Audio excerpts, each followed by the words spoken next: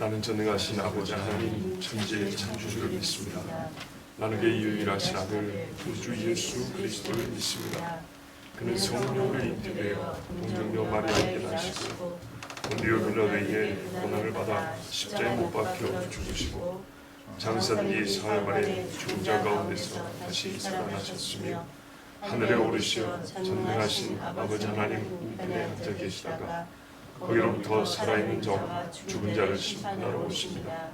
나는 성령을 믿으며 거룩한 공교회와 성도의 교제와 죄를 용서받는 것과 몸의 부활과 영생을 믿습니다. 아멘. 찬송가 6장.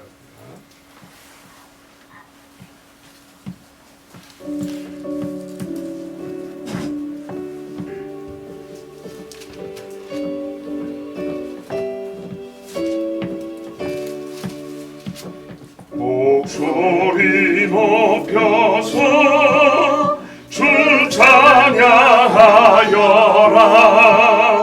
영광과 권세와 존귀와 위엄을 온문이 다스리시는 만왕의 왕께 돌려라.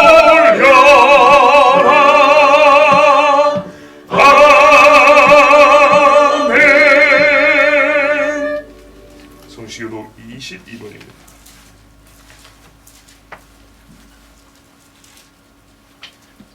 악을 행하는 자들 때문에 불평하지 말며 불의를 행하는 자들을 시기하지 말지어다.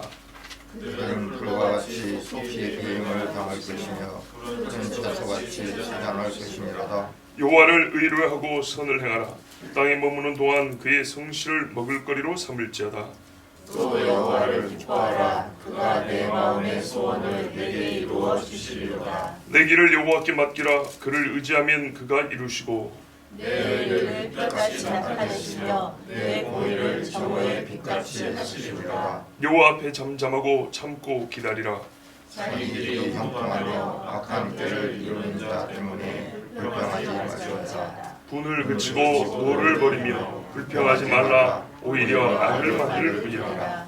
아멘. 342장 찬송하겠습니다.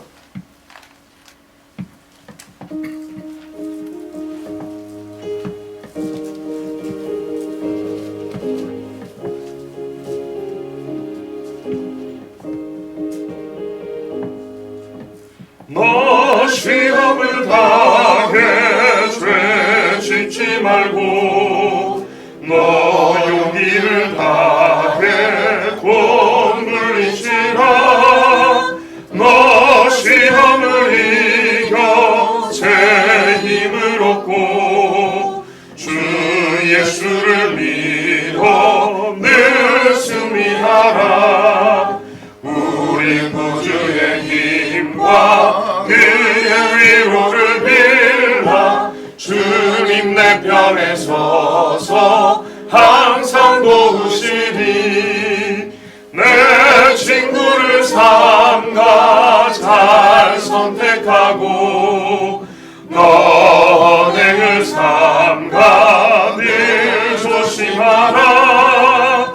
너 열심을 다해 늘 충성하고 온 정성을 다해 주 봉사하라.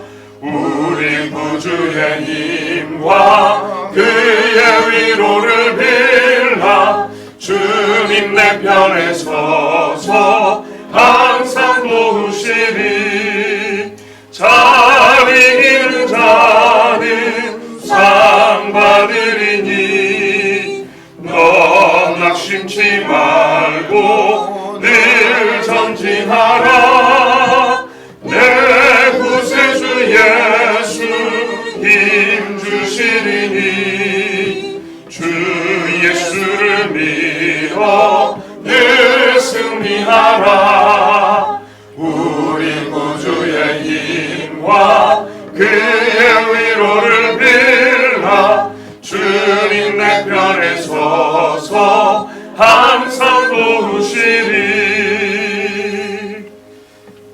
이중진 원로장님께서 기도해 주시겠습니다.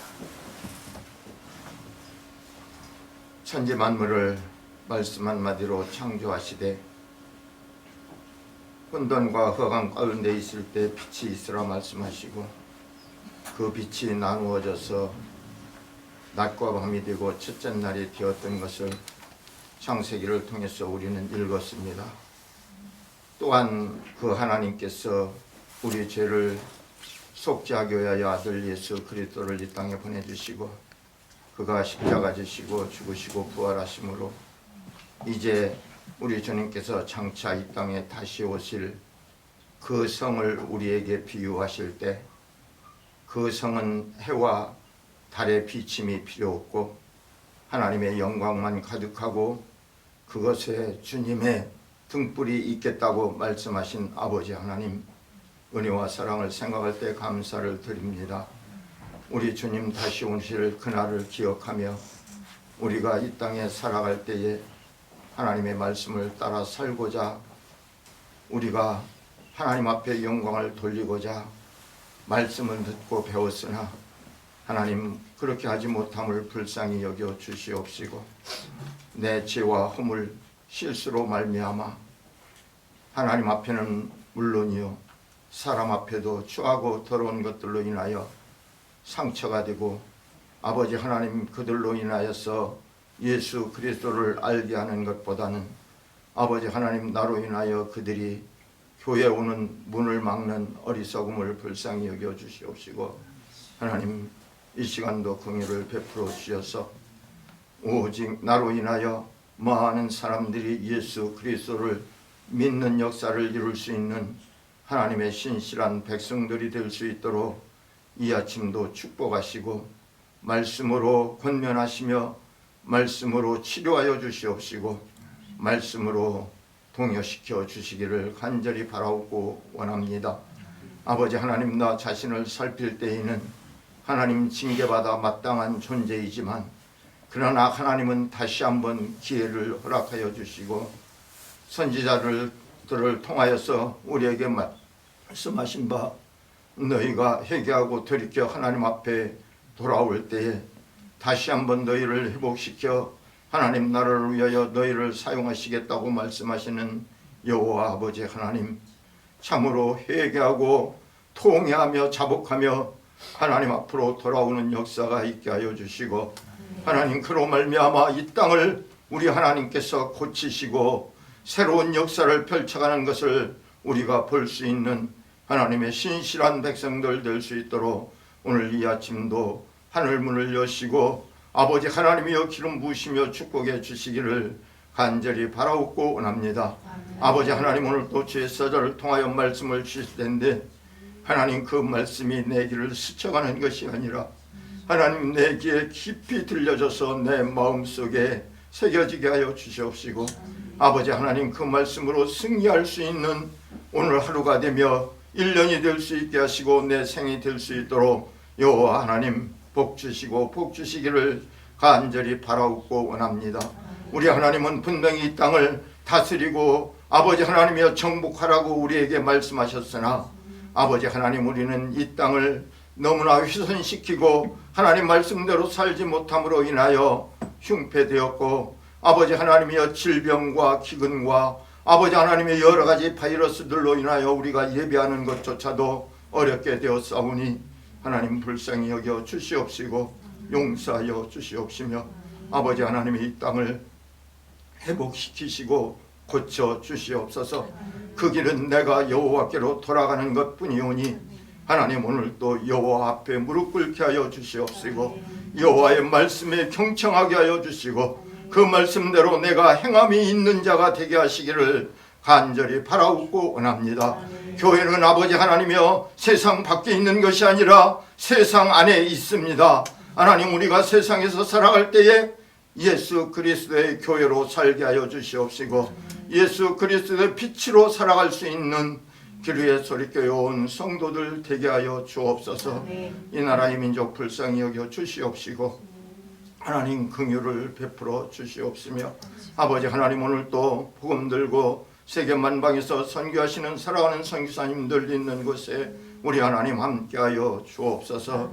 이 시간도 하나님 귀한 말씀 하늘에서 우리에게 귀한 사자를 통하여 허락하실 때에 아버지 하나님 그 말씀이 참으로 잘 박힌 못이 되어서 아버지 하나님 우리가 사용하고도 남음이 있게 하여 주시옵시고 하나님께만 영광이 되는 귀한 말씀이 될 수 있도록 우리 하나님 함께하여 주시옵시며 귀한 사자에게는 능력으로 함께하여 주옵소서. 감사하며 예수 그리스도의 이름으로 기도하옵나이다. 아멘.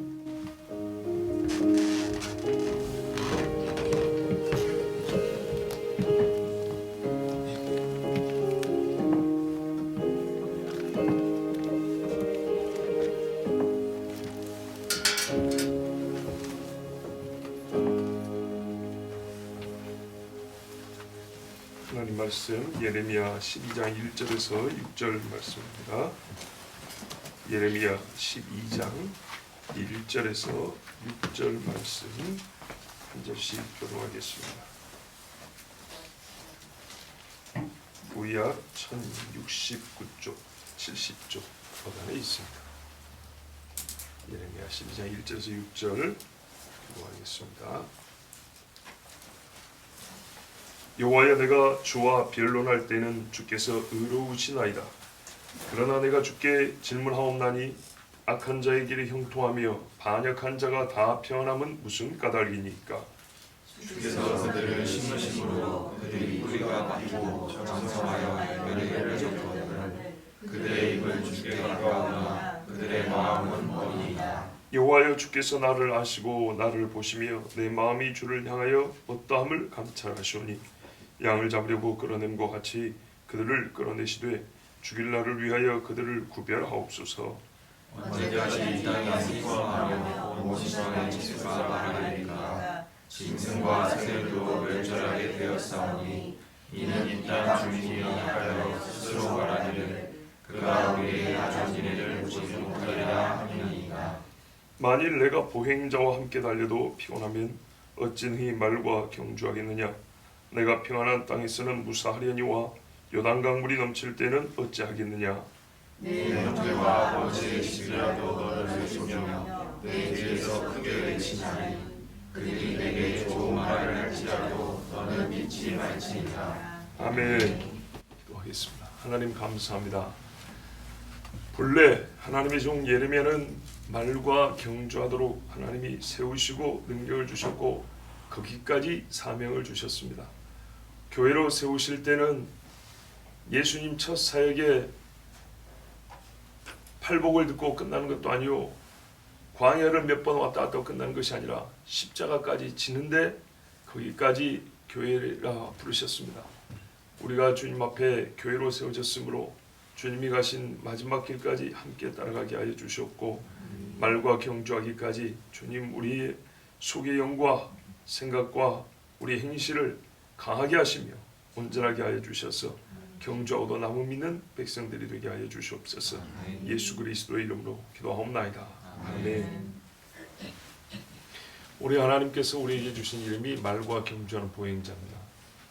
그래서 본문 하나님이 이 이름을 지을 때 쓰신 말씀은 엘리야 이야기가 기록된 열왕기상 18장하고 예레미야 12장입니다. 그런데 보통의 경우는 송구영신 예배 때 이 본문을 설교했는데 올해는 그렇지 아니하고 두 본문을 나눠서 이렇게 연초, 아직은 1월이죠. 1월 이렇게 나눠서 말씀을 전하게 되었습니다. 즉 1월이 가기 전에 우리에게 이름을 주신 이 말씀을 전해야 하겠기에 오늘 이 마지막 주에 예레미야 12장 말씀을 우리 함께 읽고 듣습니다. 자, 예레미야가요 지금 큰 상처를 받은 상황입니다. 왜냐하면 11장에 유다 사람들에게 하나님의 말씀을 전했더니 죽인다고 했습니다. 하지 말라고. 그래서 하나님도 뭐라 하면 그 사람들 위해서 기도하지 말라고 했습니다.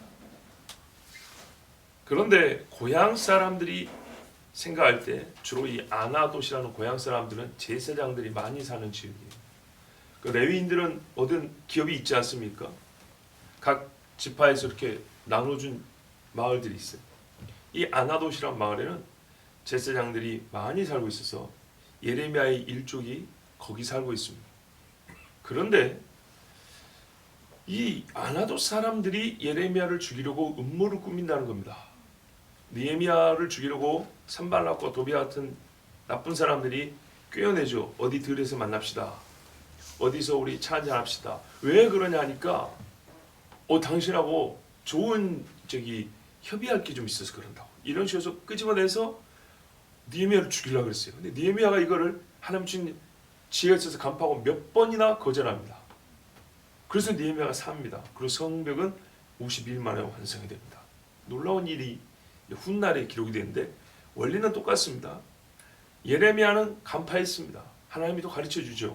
그런데요, 살기는 사는데 속이 아니죠. 생각을 해보세요. 얼마나 마음이 아프겠어요.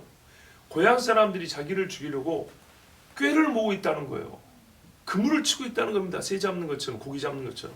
그래서 마음이 엄청 상해갖고 있는데 예레미야가 이제 하나님께 물었어요. 우리 동네 사람들이 나 죽이려고 한다는데 이럴 수 있습니까? 그랬더니 하나님이 유다 사람들이 바알을 숭배하면서 너 죽이려고 한 거 내가 다 안다.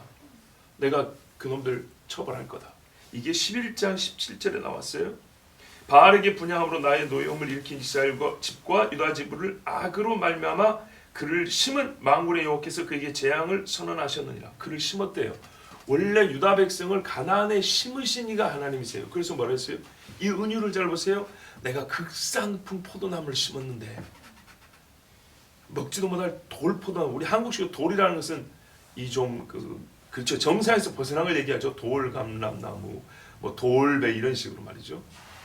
자, 뿐만 아니라 아나돗 사람들도 고향 사람들이 죽인다 그럽니다. 그랬더니 아나돗 사람들도 내가 다 보고 있어서 형벌할 거다 약속을 해줍니다. 22절 23절에 그러므로 만군의 여호와께서 이와 같이 말씀하시니라. 보라 내가 그들을 벌하리니 청년들은 칼에 죽으며 자녀들은 기근에 죽고 남는 자가 없으리라. 내가 아나돗 사람에게 재앙을 내리리니 곧 그들을 벌할 해이니라. 지금은 조금 회개할 기회를 주고 있지만 내가 다 때를 정해놨다 이 말입니다. 자, 이렇게 약속을 해줬죠. 그러면 예레미야 입장에서 두 가지 마음입니다. 하나님이 심판해 주시는 거고 안심하는 것과 그래도 고향 사람들이 결국에는 다 죽는구나 하면서 아픈 마음, 두 가지 마음이겠죠. 이럴 것 같은데 예레미야에게 아직 풀리지 않는 게 뭐냐면 그때가 너무 멀죠. 해가 정해져 있다지만 여차하면 죽는 건 지금 당장이란 말이에요. 그러니까는 예레미야가 하나님 앞에 질문을 하는 겁니다. 큰 마음의 상처와 영적인 근심을 가지고 하나님, 그래도 나는 이런 일이 일어난다는 자체가 잘 이해가 안 됩니다. 그러면서 하나님께 여쭙고 있습니다. 자, 예레미야의 질문을 우리가 다시 한번 보겠습니다. 그러나 내가 주께 질문하옵나니 1절 전반부에 보면 그래서 마음에 근심이 있어 하나님께 질문하죠. 질문하는데 우리 번역에 빠져있는 게 있어요. 굉장히 짧게 돼 있죠. 그러나 내가 주께 질문하옵나니 가운데 부분 이렇게 돼 있는데 원문에는 그럼에도 내가 주님의 심판 또는 공의에 대하여 주님께 아뢰입니다. 이렇게 돼 있어요. 내용이 빠졌어요. 공의에 대하여, 심판에 대하여. 하나님 분명히 심판한다 그랬죠. 심판한다 그랬는데 그 심판에 대하여 내가 못 믿는 건 아니지만 질문할 게 좀 있습니다. 라고 예레미야 같은 선지자가 다 할 것 같지만 하나님 앞에 질문을 합니다. 의에 대하여. 시편 36편 6절에 주의 의는 하나님의 산들과 같고 주의 심판은 큰 바다와 같으니이다. 산과 바다로 비유했습니다. 어떤 것도 따라올 수 없다 이 말이죠. 시편 103편 6절에 여호와께서 공의로운 일을 행하시며 억압당하는 모든 자를 위하여 심판하시는도다. 불의한 자와 의로운 자 사이에서 하나님은 산과 바다처럼 심판한다는 얘기입니다. 이거를 오래전부터 들어 알고 있는 바입니다. 그런데 막상 자기 앞에 닥쳐보니까 이거는 하루도 견디기가 어렵고 하루라도 미뤄서는 안 될 것 같아요. 지금 당장 때려버렸으면 좋겠고 지금 당장 형벌해줬으면 좋겠어요. 지금 당장 싹 갈라버렸으면 좋겠어요. 그런데 하나님이 그렇게 안 하신단 말이에요. 약속은 해요. 정해놨다고. 그런데 그 정해놓은 때가 예레미야한테는 너무 먼 거예요. 왜요? 나를 죽이겠다는 저 사람들은 오늘도 죽이겠다고, 어제도 죽이겠다 했고 내일도 죽이겠다 할 건데 하나님이 그들을 심판한다고 한 날은 언젠지 알 수가 없어요. 분명한 사실이지만, 자, 이 시간 간격 안에서 우리는 많이 괴로워할 수밖에 없습니다. 자, 그래서 예레미야가 하나님께 묻습니다. 하나님의 속성에 비추어서 악인들이 형통하는 것은 있어서는 안 될 일인데 이게 어떻게 장시간 동안 지속될 수 있는 문제냐. 상당히 급하고 괴로운 질문을 하면서도 예레미야는 그때에도 여호와를 경외하는 최소한의 예의를 잃지 않습니다. 그래서 맨 먼저 이렇게 시작합니다. 여호와여, 내가 주와 변론할 때는 주께서 의로우시니이다. 예레미야의 마음에 하나님의 공의에 대한 의심이 아닌 궁금증이 발생했어요. 그렇지만 하나님을 여전히 신뢰하고 있습니다. 욥이나 요셉도 그렇게 했듯이 도대체 내가 왜 고난을 당하는가 하고 요셉이나 욥도 얼마나 많은 질문이 쌓였습니까? 그렇지만 하나님을 신뢰했기 때문에 그들이 범죄치 아니했습니다. 범죄치 아니하면 입술의 고백에서 우리가 과연 하나님 앞에 범죄하지 않는지 범죄하고 있는지는 바로 차이가 납니다.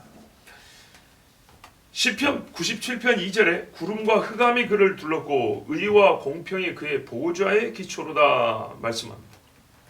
하나님은 빛이신데 왜 어둠이 가렸냐 하면 우리 인간이 하나님을 그 밝은 빛을 직접 볼 수가 없기 때문에 하나님이 어둠으로 가려놓습니다. 그러나 그 어둠 위에 계신 하나님은 심판의 아니 보호자의 기초가 의와 공평이라. 이게 옛적 이스라엘 신앙인들, 그냥 이스라엘 사람이 아니라 신앙인의 고백입니다. 그래서 이 기본적인 신뢰는 예레미야가 그대로 가진 채, 그래서 하나님 앞에 시내 산에서 백성들이 엎드린 것처럼 겸손하게 묻고 있습니다. 이게 우리에게 항상 있어야 할 자세입니다. 질문입니다. 1절 후반부에 악한 자의 길이 형통하며 반역한 자가 다 평안함은 무슨 까닭이니까? 100% 그러겠습니까? 여기서 다라는 것은 일반적인 이야기죠. 전체적으로 보면 일단 악인들이 힘을 써서 선인들을 괴롭히지 않습니까? 강도 만난 자가 괴롭힘을 당하고 강도 짓을 한 사람은 잠시 떡을 먹고 살죠. 그것을 형통이라고 한다면 물어보는 겁니다. 그런 악한 마음을 가진 사람들은 처음부터 잘못돼야 되는데 왜 남의 것을 뺏어가지고 몇 날 며칠은 잘 먹고 잘 지냅니까? 라고 물어봅니다. 시편 73편의 질문과 같습니다.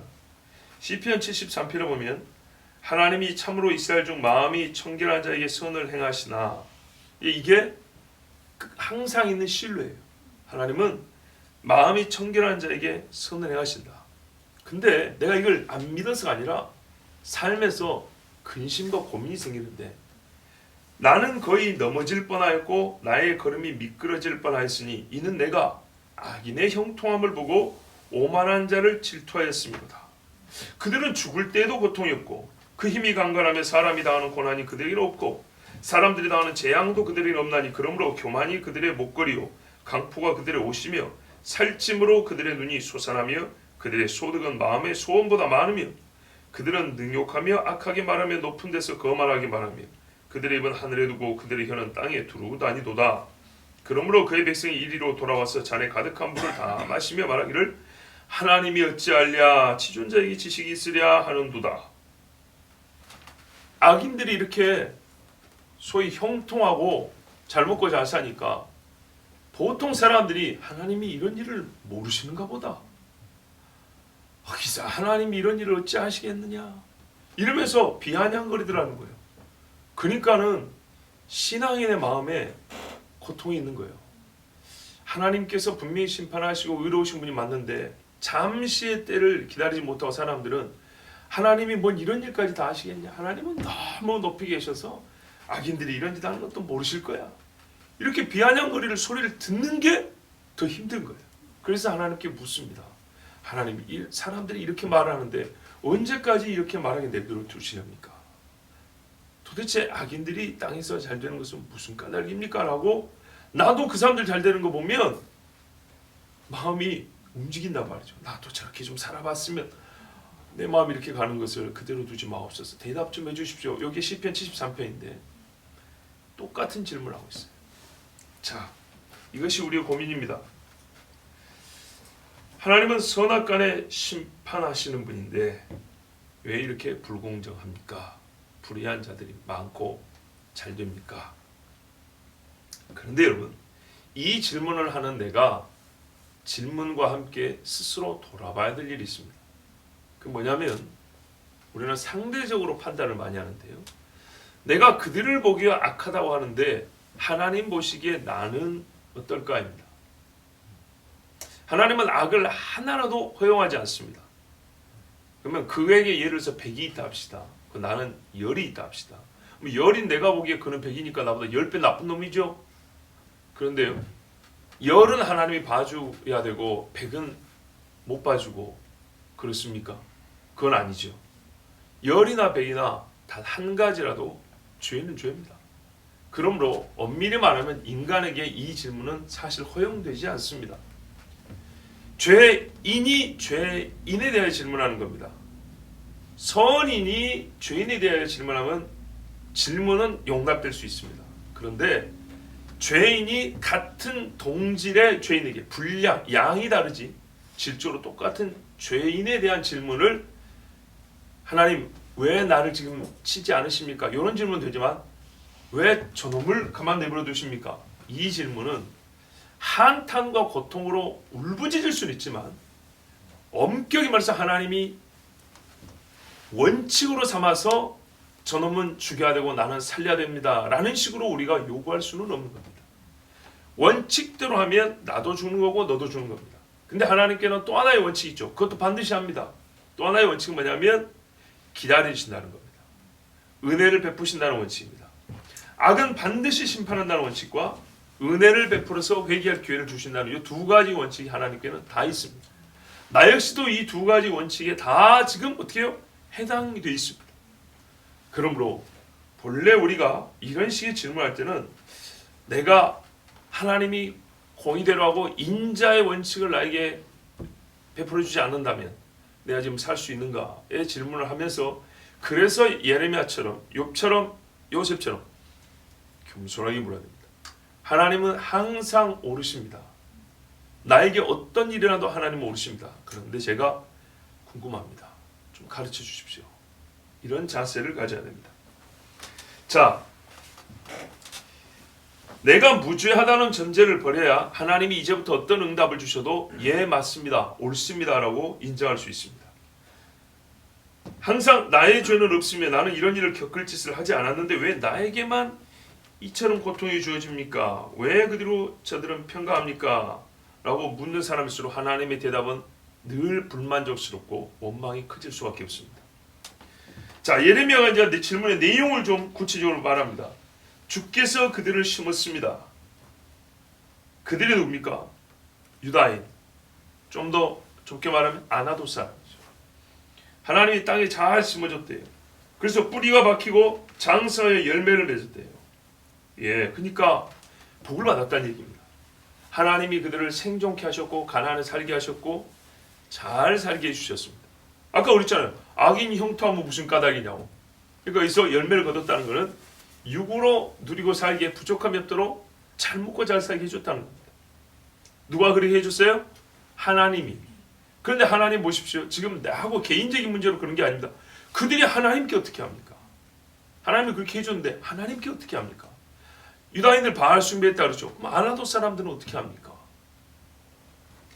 그들의 입은 주께 가까우나 그들의 마음은 머니이다. 예, 입은 가까이 있는데 속 중심에서는 멀리 있습니다. 이렇게 말하고 있습니다. 자, 이런 사람들 그대로 두겠습니까? 이사야 선배가 한 말이 있죠.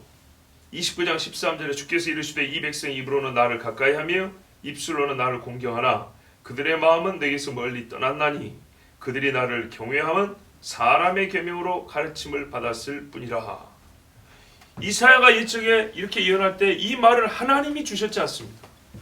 하나님이 이사야한테 그렇게 가르쳐 있잖아요.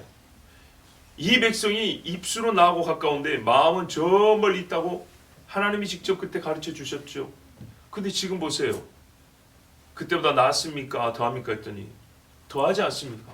그럼 하나님, 그때도 판단하시는 하나님이 지금도 보고 계시지 않습니까?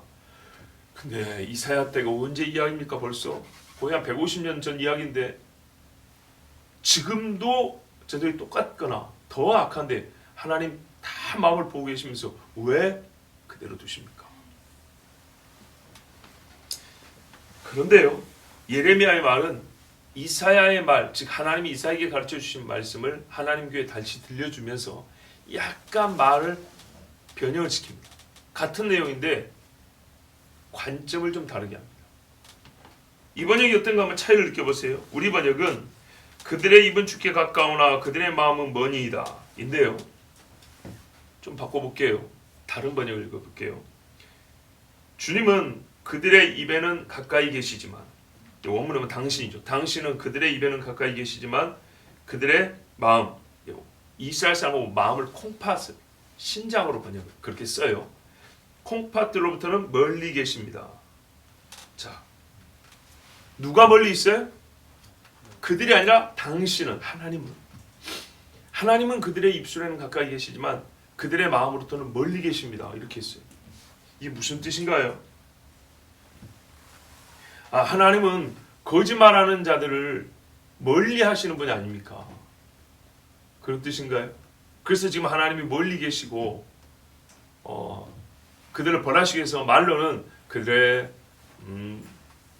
예언하시고 설교해 주시고 그러시지만 하나님이 지금 멀리 계시는 상태 아닙니까? 그런 뜻인가요? 그거 아니죠. 그러면 하나님이 이스라엘 백성이, 아니 유다인에게 뭔가 속이는 듯한 느낌이죠.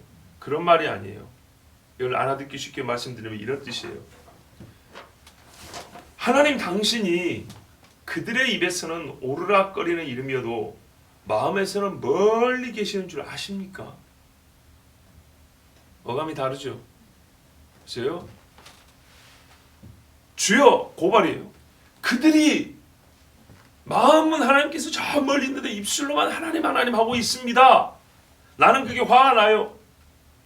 같은 내용인데, 사실은 내용 같은데 화법을 이렇게 바꿨다 생각해보세요. 하나님 항상 저들하고 가까이 계신 줄 아세요? 하나님 당신은 말이요, 이미 입에서는 가깝지만 마음으로서는 멀리 떨어져 계시는 분이에요. 우리처럼 젊은 친구들 이해가 돼요? 더 이해되게 해줄까요? 여기다 남자 청년들인데 여자친구 있죠. 나는 걔에 대한 연애 감정이나 신뢰감이 있어요. 근데 누가 가르쳐요? 야 정신 차려라. 걔가 내한테 말로는 사랑한다 하지 마음은 야 벌써 저 멀리 떠났다. 네 신세를 네가 아냐? 그 말이라고요. 이해가 확 되죠? 예, 예레미야 그 말이요. 그러니까 하나님 가만두시면 되겠습니까? 하나님 당신이란 존재는 말이죠, 쟤들 입에서만 나불거리는 이름일 뿐이에요. 이미 그들 마음에서 하나님 차라리 내에 던져놓은 거예요. 그건 모르세요?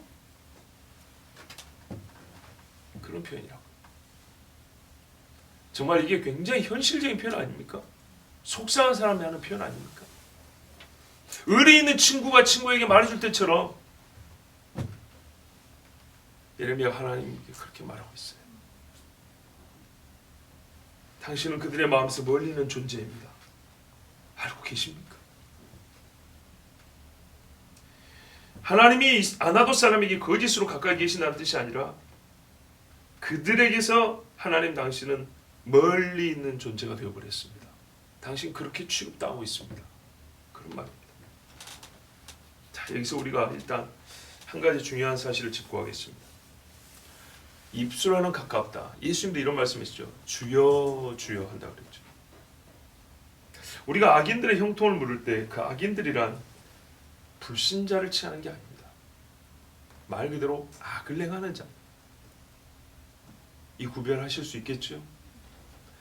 마음으로는 주께 멀리 있으면서 마음으로는 주님을 저 밖에다 던져놓고 입술로는 주여 주여 하는, 이게 악입니다. 이스라엘 사람, 그중 유다인, 거기서 제사장집 사람들, 얼마나 마음이 하나님께 꼭 붙들려 있어야 될 사람들입니까? 그렇죠? 그런데 이 사람들이 지금 악인이라 불려지고 있는 겁니다.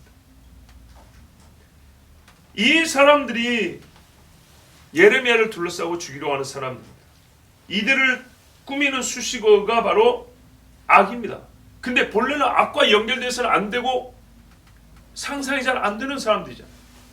거룩한 예복을 입고 제사를 준비하는 사람들인데 악인이라고 그러고 있습니다. 여러분, 이름이 아닌 실제가 중요하고 이론이 아닌 사실로서 나타난 현상이 중요합니다.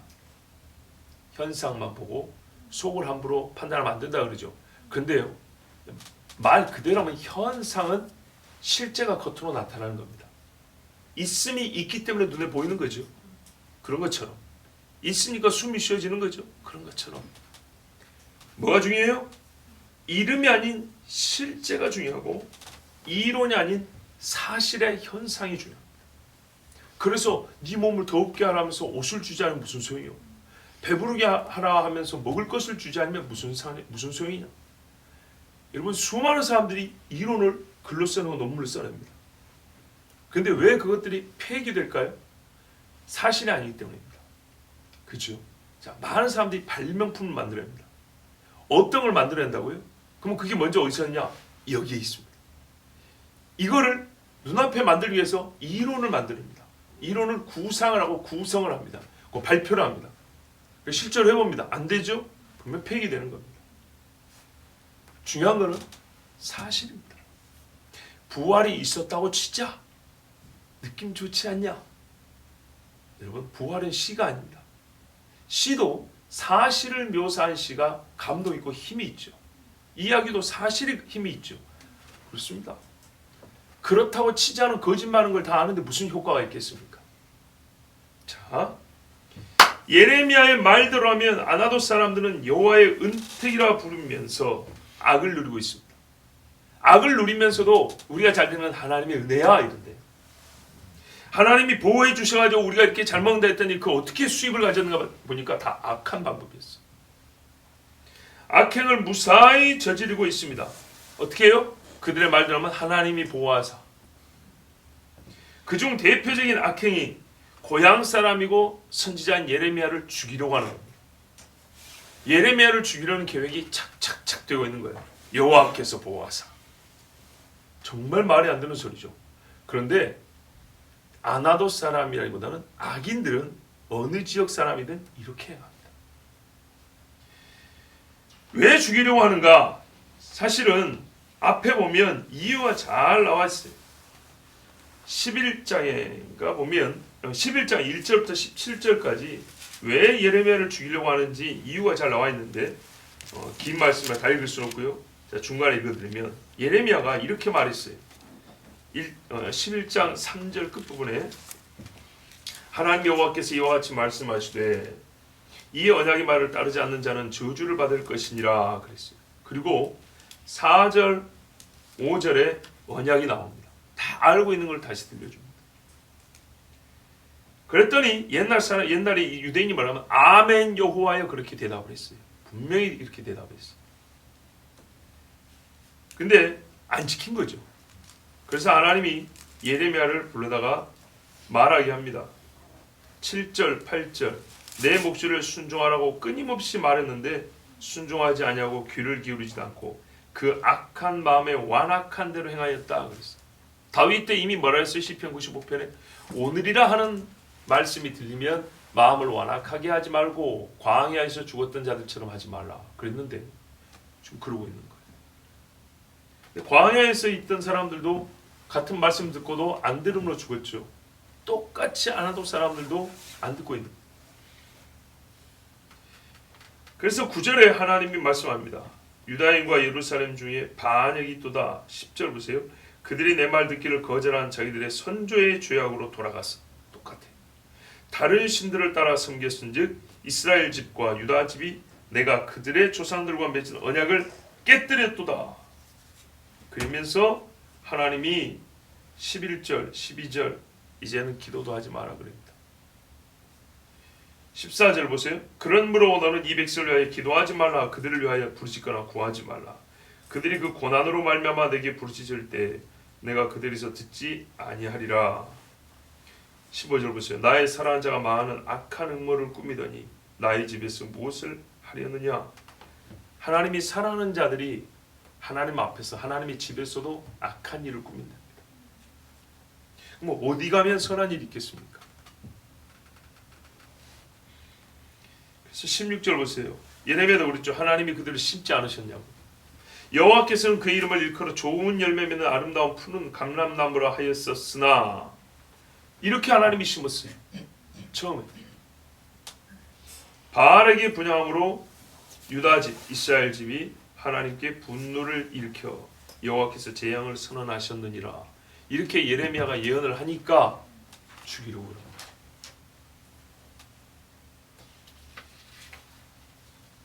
그렇지만 예레미야는 어떻게 살고 있습니까? 하나님 앞에서 자신의 속을 드러내 보기를 어려워하지 않습니다. 여러분, 내 속에 있는 거 하나님이 지금 다 끄집어내 보시면 부끄럽지 않을 자신 있습니까? 그럴 사람은 없겠죠.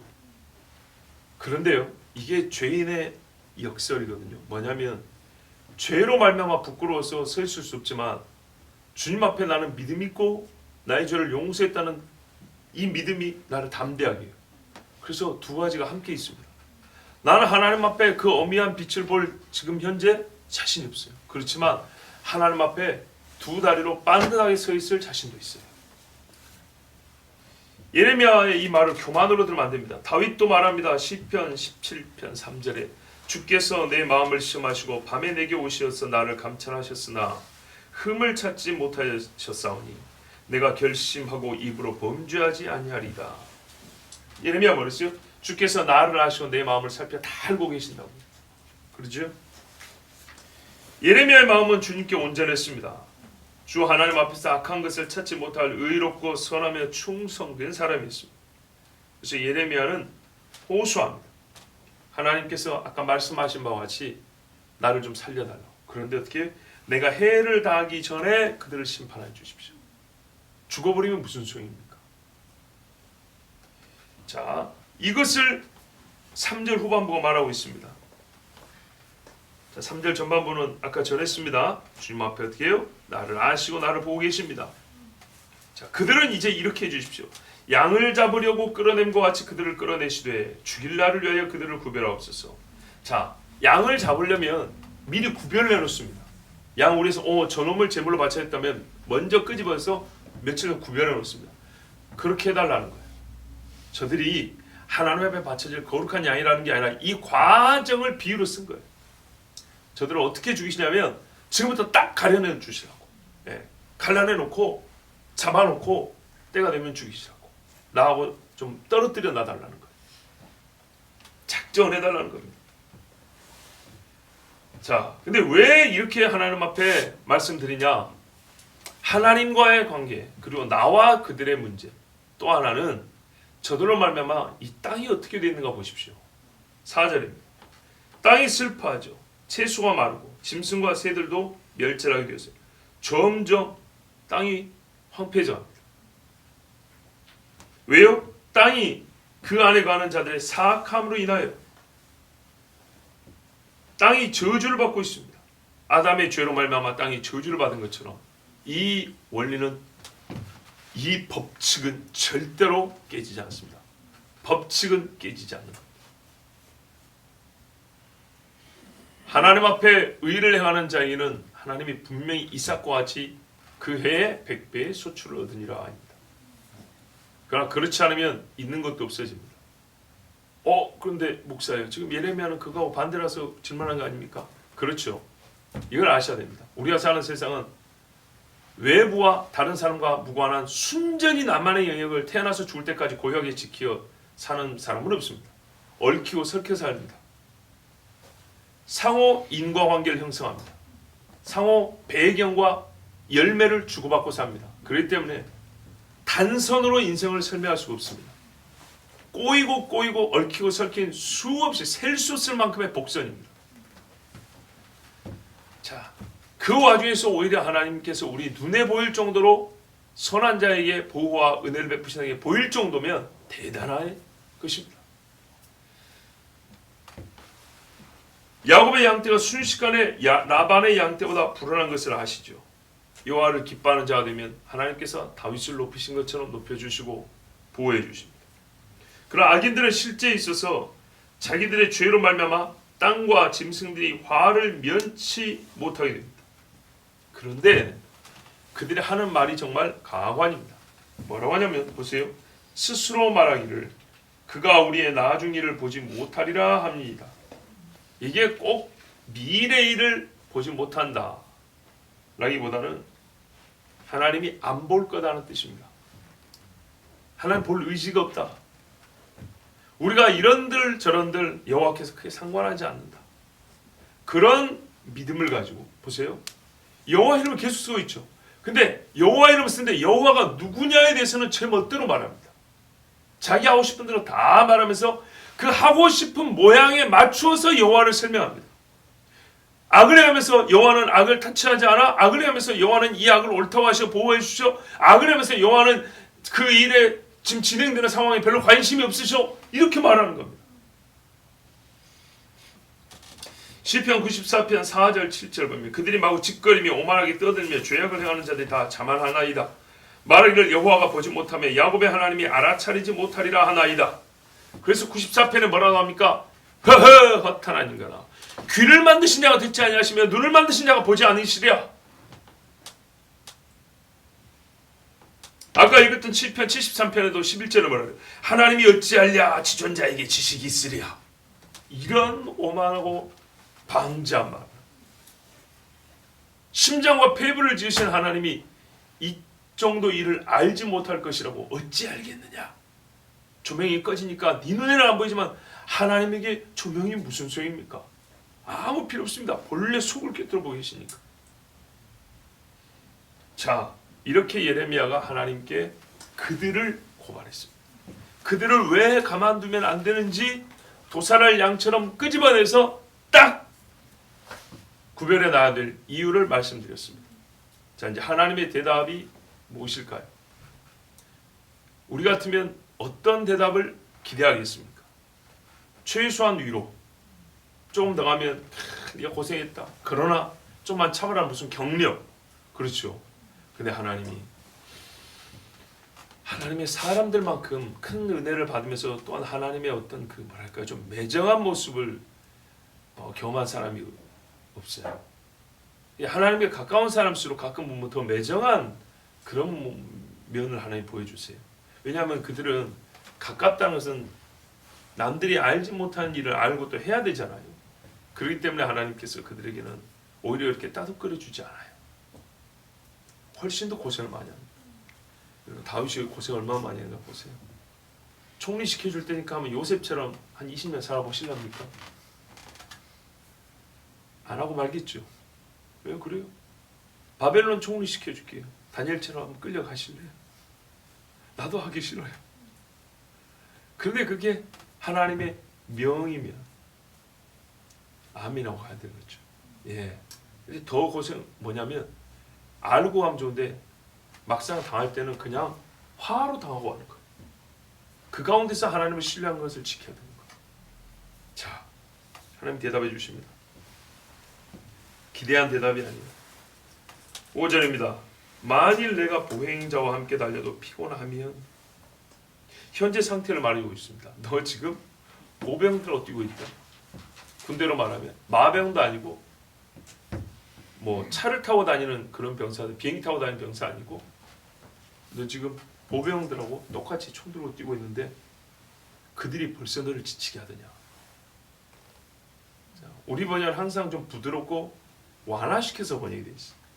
근데 원문은 우리의 번역보다는 대개가 조금 더 강해요. 어조가. 예, 조금 더 구체적이고. 네가 보병들과 함께 다니게 발로 걸어다니는 사람들과 함께 달리는데 그들이 너를 지치게 했다 이렇게 말하고 있어요. 그러니까는 고작해야 걸어가는 사람이 달려가는 너를 힘들게 하더냐 이런 말이에요. 느낌이 다르죠? 예, 그들이 너를 지치게 하였다. 너 고작 걸어가는 사람과 좀 내놓은 달리지 않아요. 그래도 예, 걸어가는 사람 따라잡기 쉽죠. 예, 걷는 사람 조금 따라잡으려고 발걸음 좀 빨리 했어요. 근데 그것이 벌써 지쳤단 말이에요. 그게 벌써 너를 이만큼이나 지치게 만들었다는 얘기냐. 그 말씀입니다. 사람 고생을 몰라줘도 이렇게 몰라줄 수 있어요. 고향 사람이 죽이겠다는데 이게 고작 걷는 사람하고 달리면서 그들 때문에 이렇게 고향 싸움에서 내가 지침을 받았다고 하나님이 이런 식으로 폄하할 수 있습니까? 그럴 수 있죠. 비교해 보세요. 그럼 우리가 하나님 앞에 이보다 작은 일을 가지고 저들을 따로 떼고 그냥 확 죽여주십시오 그러면은 진짜 요즘 말로 오버하는 거죠. 네가 이래서 어떻게 말과 능히 경주하겠느냐. 그 사람들이 벌써 너를 지치겠다면 말하고 경주하면 말 때문에 네가 얼만큼 지친다고 아예 달리지 못하겠다고 할 거 아니냐. 한마디로 예레미야의 사역은요, 하나님의 계획 속에서 볼 때는 이제 시작인 거였어요. 고향 사람이 죽인다고 하는데 이게 시작이었다. 난리와 남은 난리와 소문과 소문을 들을 것이니 재난의 시작이니라. 지금 이제 시작. 고통도 초입에 불과한 겁니다. 앞으로 말과 경주하는 것과 같은 큰 사명과 숨이 차서 곧 죽을 것 같은 고통을 이겨내야 합니다. 여러분, 사명의 크기와 고통의 크기가 비례합니다. 되게 그렇습니다. 예수님 보십시오.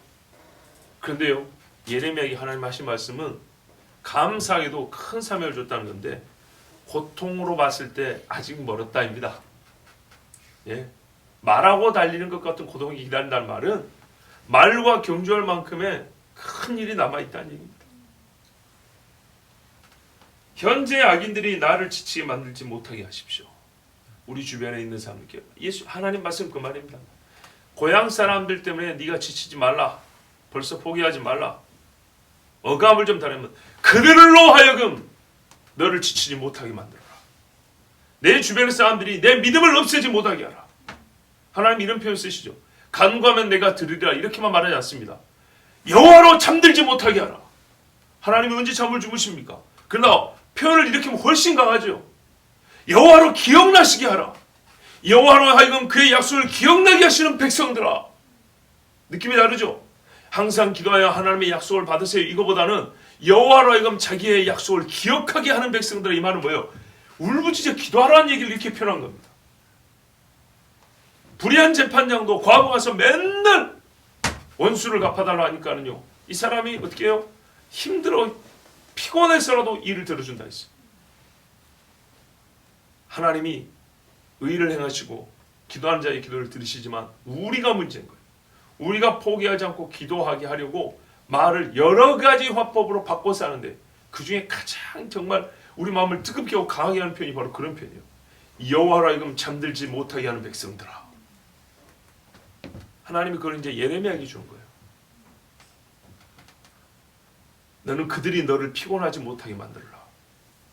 아나돗 사람들이 너를 지치지 못하게 하라. 여러분, 지금 보행자와 달린답니다. 보행자와 달릴 때 하나님 뭐라 하면 계속 달리라는 얘기입니다. 여기서 지치고 쉬지 말고. 왜냐? 말과 경주하려면 여러분 지금 보행자와 달리는 연습을 해놔야 됩니다. 연습이 되지 않으면 연습은 일이 있기 전에 하는 겁니다. 일이 있기 전에 하는 게 연습이지요. 일이 있을 때는 실전입니다. 참 능력이 좋은 사람은 실전과 연습이 겸하여질 수 있습니다. 그런데 이거는 일종의 모험이죠. 그리고 연습은 항상 많이 해도 실전은 분명히 또 감이 다릅니다. 예.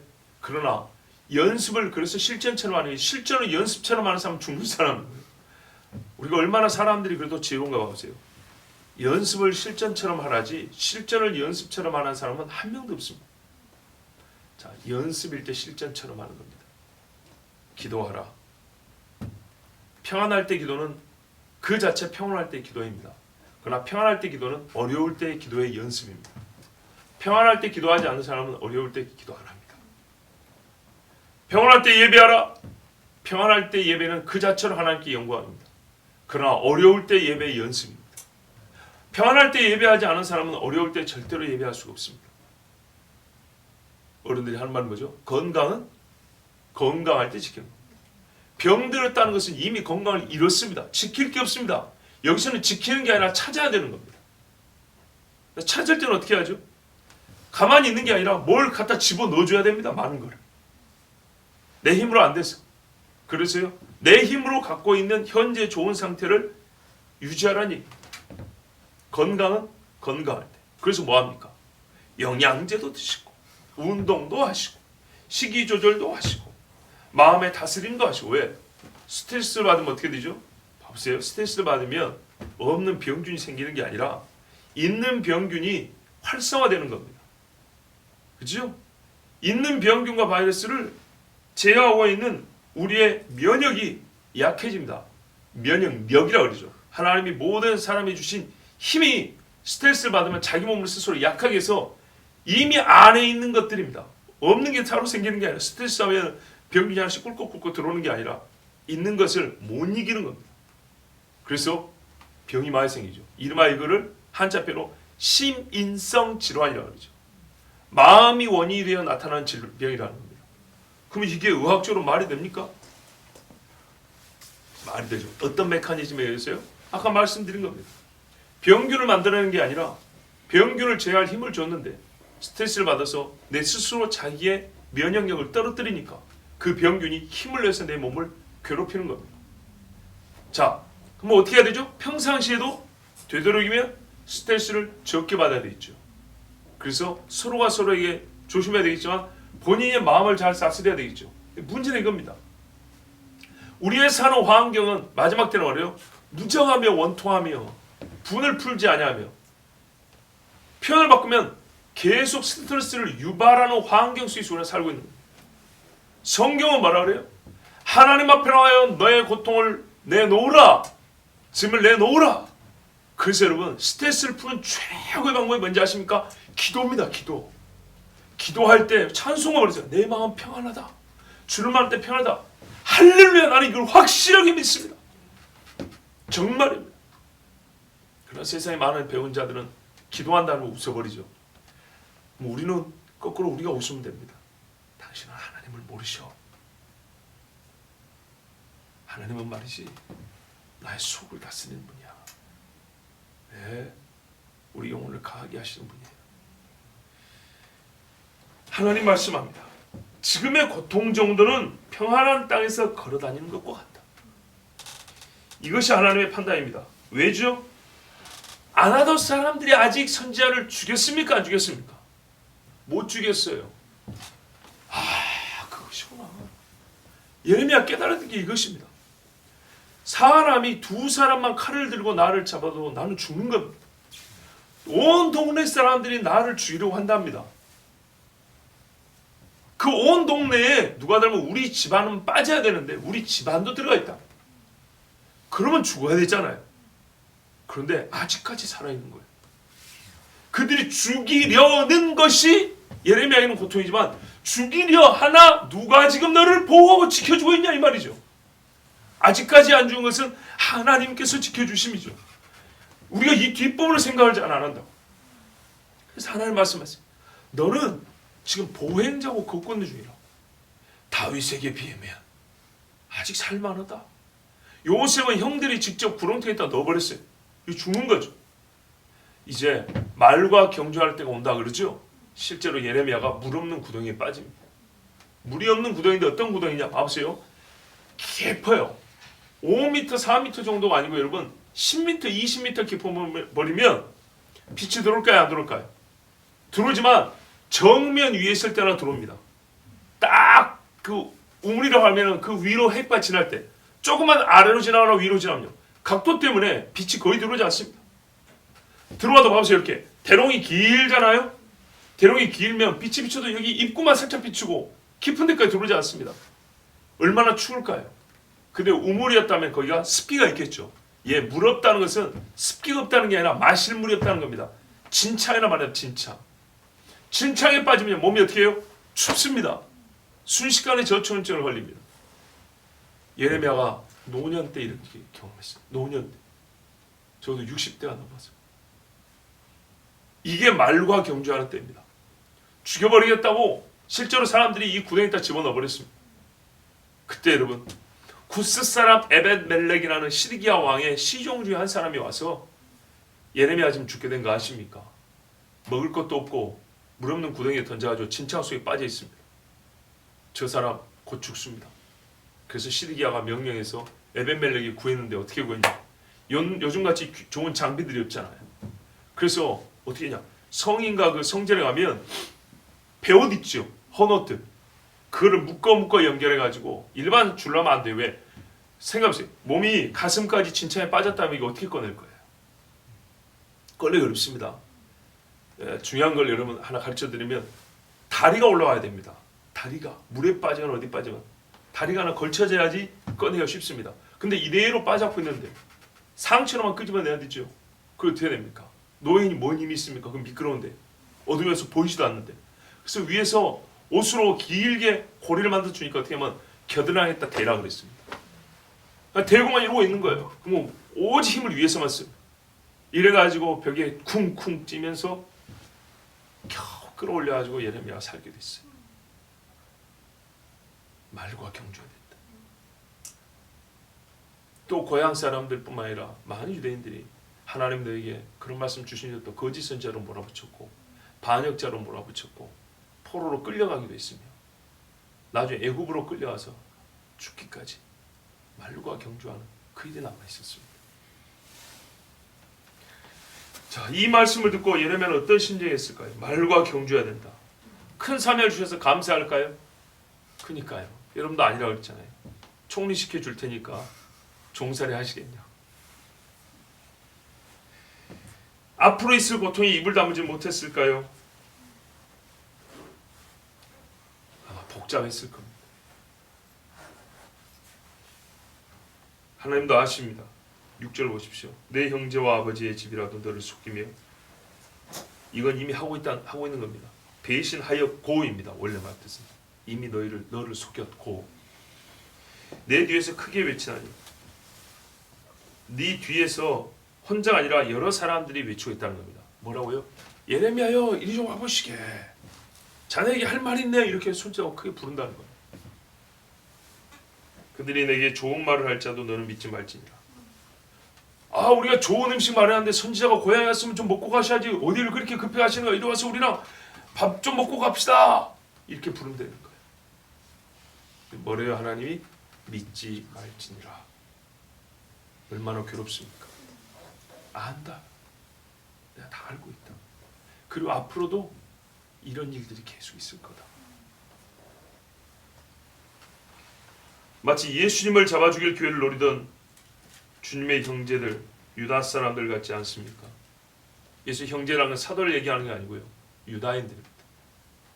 예수님의 형제 아닙니까? 넓게 보면 유다인들이. 지금 예레미야의 동네 사람들 실제 형제들이 이런 일을 하고 있습니다. 그래서 예레미야 보고 하나님 하신 말씀입니다. 믿지는 말라고. 미가서에도 이런 말씀이 있습니다. 7장 5절 6절에 너희는 이웃을 믿지 말며 친구를 의지하지 말며 내 품에 누운 여인에게라도 내 입의 문을 지킬 자다. 아들이 아버지를 멸시하며 딸이 어머니를 대적하며 며느리가 시어머니를 대적하리니 사람의 원수가 곧 자기의 집안 사람이리로다. 예수님도 이 말씀했죠. 내가 화평을 주러 온 줄 아냐? 검을 주고 불을 던지러 왔다 그랬습니다. 믿음과 불신 사이에 하나님을 아는 지혜와 지식과 무지 사이에 여호와의 의를 마음에 품은 것과 그 의에 대하여 무관심한 자 사이에 반드시 이런 일이 벌어집니다. 그래서 하나님께서는요 예레미야에게 이 고난을 완전히 벗어날 수 있게 순식간에 들어 옮긴 게 아니라 이길 수 있는 지혜를 준 겁니다. 뭐죠? 사람의 말을 분간할 수 있는 지혜를 준 겁니다. 너는 말과 경주할까지는 죽지 않을 거다 라는 약속입니다. 그러면 말과 경주할까지 죽지 않을 건데 어떻게 네가 살 수 있냐? 그때마다 내가 너에게 기적을 행해 줄 거다. 보이지 않는 기적이죠. 근데 보이는 기적은 아닙니다. 보이는 것은 어떻게 하냐? 너는 그때마다 지혜를 발휘해야 된다. 하나 가르쳐 주마. 뒤에서 너를 선하게 부르는 목소리 들릴지라도 뒤돌아보지 마라. 그 말입니다. 하나님은 예레미야가 애초에 원하는 답을 주시지는 않았습니다. 대신에 더 빠르게 달리고 지쳐 부르짖지 말고 지금 가고 있는 길을 곧게 계속 달려가라 말씀합니다. 다만 한 가지 주의사항을 주셨습니다. 내 형제와 고향 사람들이 너에게 좋게 말할지라도 듣지 말라. 네가 지금까지 살펴본 대로 고향 사람이라는 그런 뭡니까 정이 아니라 그들이 실제 하는 걸 보면 너를 죽이려고 하지 않냐. 그러므로 그들이 변하지 않았으므로 너는 그들을 조심하여 내가 너에게 이르는 말을 듣고 지금 가는 길을 계속 가라. 이렇게 말씀합니다. 저 역시도 하나님께 기도합니다. 하나님께서 큰 표적을 주셔서 교회가 하나님의 보호하심이 있고 또 임재 가운데 있음을 알게 해달라고, 즉 눈에 좀 보이게 해달라고 특히 기도합니다. 또 단번에 세상이 여호와를 두려워할 징조를 달라고 그렇게 기도합니다. 그리고 이것은 하나님의 성경의 약속입니다. 내가 내 영을 부어주리니 예, 그 영을 부어준다는 말씀은 사도행전으로부터 주님 모시기 전까지인데 주님 모시기 직전에 예루살렘에 두 선지자가 일어난다 했습니다. 말하자면 그때까지는 복음 증거의 기회가 있는 것이고 그때까지 하나님께서는 이 땅에 눈에 보이는 표적을 주신다는 뜻입니다. 그리고 큰 전쟁 그 환난 중에 만민에게 영을 부어주고 특별히 이스라엘이 하나님 앞에 회심하고 돌아온다는 예언의 말씀이 분명히 있습니다. 그러므로 이때 표적을 구하는 것은 전혀 잘못이 아닙니다. 그런데 우리 주님이 누군가에게는 생각지도 못했던 능력과 표적을 주실 것이지만 누군가에게는 예레미야처럼 기적 하나 행하지 못하고 다만 하나님이 주시는 속에서부터 나오는 지혜로 말미암아 위기 때를 이겨내며 고생하면서도 주의 사명을 감당하는 사람, 그런 교회도 있다는 것. 하나님께서 이렇게 하시든 저렇게 하시든 우리는 어떻게 여호와는 심판하실 때 의로우시니이다 하는 이 믿음을 가지는 것이 그래서 중요합니다. 구하기는 표적을 나에게도 주십시오 하지만 하나님의 표적을 안 주시고 늘 있는 지혜를 더욱 부어주시든 거기에도 하나님의 보호하심이 있으므로 여러분 감사하면서 우리에게 주신 사명을 잘 감당하시기 바랍니다. 내가 원하는 때와 원하는 일, 방식을 주 하나님께 강요할 수는 없습니다. 대전제는 무엇입니까? 여호와는 의로우십니다. 우리는 다만 이렇게 예수님을 따라 구하는 그리스도인입니다. 여호와여, 말과 경주하라는 것 제가 원하는 대답은 아닙니다. 그러나 주여 나의 원대로 마옵시고 하나님의 원대로 되기를 원하나이다. 이렇게 함께 기도합시다. 기도하겠습니다. 하나님 감사합니다. 주 여호와는 의로우시고 나는 의롭지 아니하므로 모든 일이 주 여호와의 원대로 되기를 원합니다. 모든 일이 주 하나님의 뜻 가운데 성취되게 하여 주시고 우리로 하여금 보행자와 달리게 하시고 또 말과 달리게 하실 때 지치고 넘어지지 않게 하여 주시고 끝까지 주신 일, 간하신 목적지 쉼없이 달려가는 하나님의 자녀들이 되게 하여 주시옵소서. 주여 누가 악인입니까? 나는 하나님 앞에 악한 자이요 죄인 중에 괴수이지만 주의 은택으로 여기에 있습니다. 주 하나님, 우리가 늘 주님 앞에 겸손하게 하여 주셨고 주의 행하신 의를 찬송케 하여 주시며 그리고 하나님을 알지 못하고 행하는 자들을 예수님의 기도같이 아버지여 저들이 자기들이 하는 일을 알지 못합니다 하고 불쌍히 여기며 기도하는 거룩한 백성들 되게 하여 주시옵소서. 우리 주 예수 그리스도의 이름으로 기도하옵나이다. 아멘.